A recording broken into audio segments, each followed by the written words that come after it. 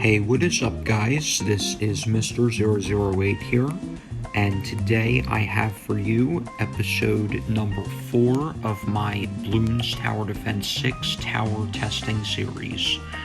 So today I'm going to do a short test with a couple different towers to see how much of a difference Pierce makes when almost everything else factored in is the same as it usually is. So I'm going to start with a Super Monkey in this spot right here, which is a bad spot generally speaking, but for testing purposes, let's see how this does. So I'm going to send out, let's do 50 blue balloons to start. So today's video is going to be a matter of testing the effectiveness of different towers and seeing how much of a difference the viability of the tower changes, depending on if the tower's Pierce increases. So I'm actually going to see if I can, I'm going to put the Super Monkey here so that the tests are a little bit more accurate compared to one another, because I want to make sure that I am maximizing the amount of range I can get out of these towers, and combined with that, I also want to make sure that the amount of range is staying close to the same, going from upgrade to upgrade. So let's move the Super Monkey down here a little bit for upgrade.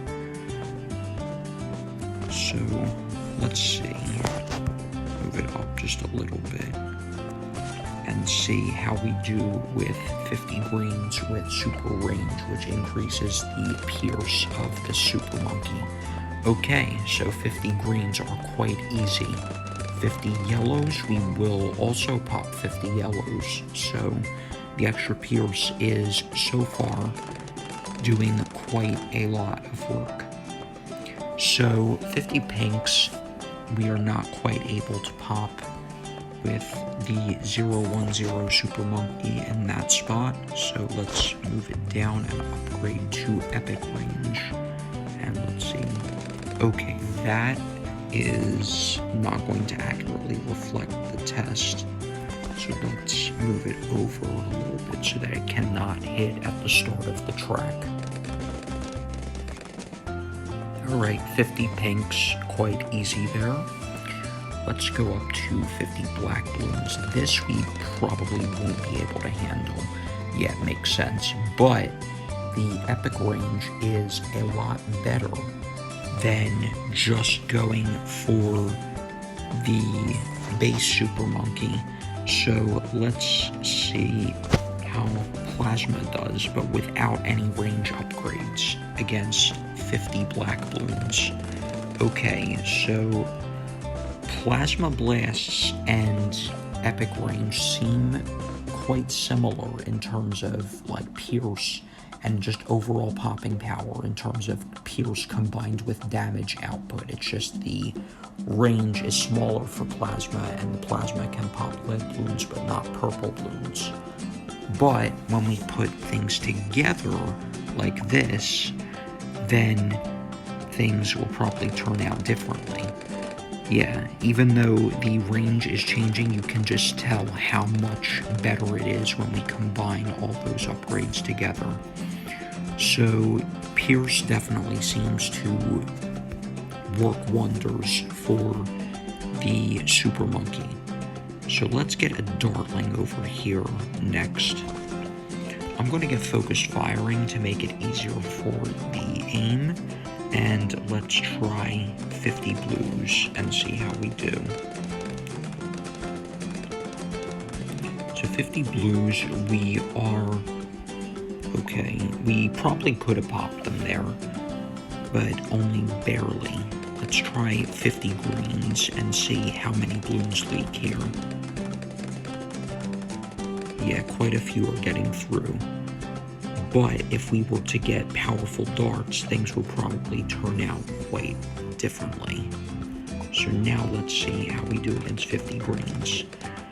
They are not even going to get that far, at least relatively, compared to before. So 50 yellows, I'm going to slow this down so that we can aim better, especially because of how fast the yellow balloons are. 50 yellows, we do pop with powerful darts, whereas we barely got by against 50 blues without the powerful darts, which increases the pierce from, I believe, 1 to 3. But, so you may be asking, if it increases the pierce from 1 to 3, how come 50 pinks are a problem if it's only 2.5 times the RBE of 50 blues?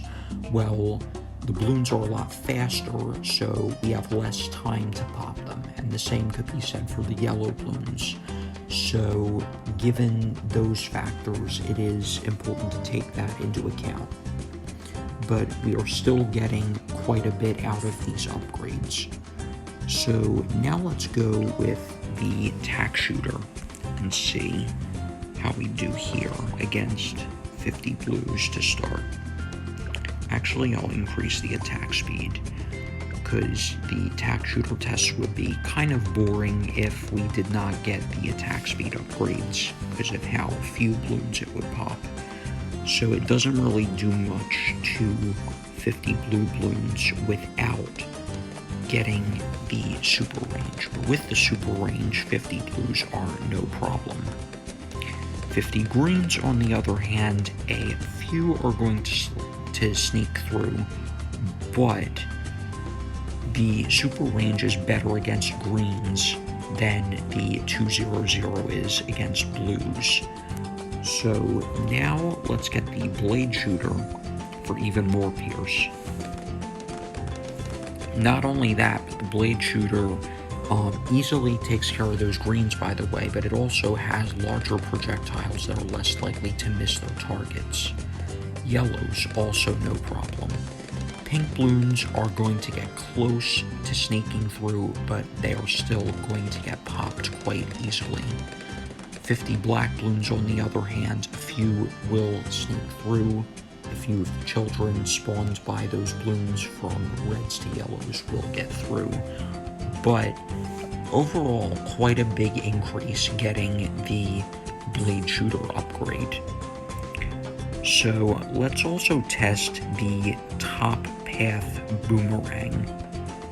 And after that, I'm thinking of doing one other test, because I would like to test some towers in this video, but I feel like I don't want to go too deep into this right now. I do have some more ideas for what I want to do with BTD6 on the channel, but I'm going to save some things for other videos and other series, in fact. So 50 blue balloons are not going to entirely get popped there by a 000 boomerang. Once we get improved ranks for the increased pierce, on the other hand, they do get popped. I do have monkey knowledge on for these tests, so things may turn out differently. In fact, they will turn out differently for players that do not have certain monkey knowledge upgrades. So 50 greens will not quite get popped. Let's try with the Glaive Thrower. It looks like one red balloon gets through, but overall you can still see the improvement we get out of this extra pierce on these towers. This doesn't seem like the best boomerang placement, though. Things could probably be better for that part of the test, but yeah, we'll take a greater look at that in a future video. So I am actually going to test 2 more towers because I almost forgot about one of them. So there aren't that many good Buccaneer spots on this map. There aren't really any for that matter, but let's put one right here and get Grape Shot and see how we do against 50 blue balloons. Okay, not that great. What about with the extra range, which also increases the pierce of all projectiles by 1? So we still don't get through, but there is a noticeable change there. And the final test I am going to perform here is with the Druid. I am going to compare.